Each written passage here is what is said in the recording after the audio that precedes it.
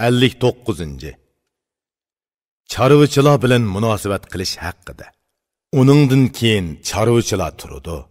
Har xil hayvonlarni ular boshqaradi. Bular ishonchlik, chin kishilar bo'lib, yoshirin taraflari yo'q.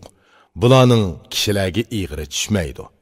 Yemak, kiyim-kechak, minadigan ot, ayg'ir biya hamda yuk to'shaydigan mol ko'liklarni bular yetishtiradi. Qimiz, süt, yung, may va süzme, qurut, kegiz, bisat qatorliq uy huzuriga ega bo'l. Bu tabaqa foydali kishilar bo'lib hisoblanadi. Bular bilan yaxshi munosabat qil, ey botam.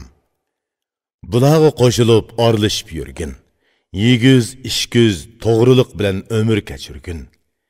Nima so'rasa bagin, kerak bo'lsa ol.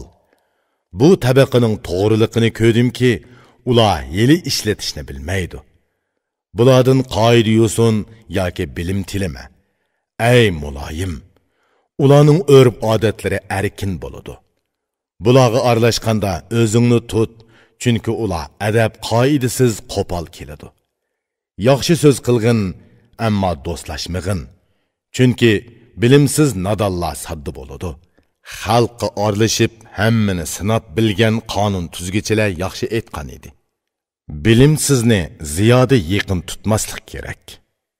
Yaqin tutsang, shubhisizki qilmaydigan ishni qiladi. Qara, bilim buningdanmi yaxshiroq bir so'zni aytadi. Har qanday ishqa bilim bilan qo'l selish kerak. Bilimsizga yaqinlashma, o'zingni tutib ol. O'zini tutalagan kishi baxtli yashaydi. Bilimsiz kishidan yiroq tur, ulardan qoch. Chunki bilimsizning so'z harakatlari tamoman qo'poldir. Mana, chorvachilar ana shundoq bo'ladi. Orlishishni xohlasang, so'zim senga yo'lchi bo'ladi. Qandoq yashash va o'z o'lishingni qandoq elish kerakligini sana ro'shan so'zlab berdim.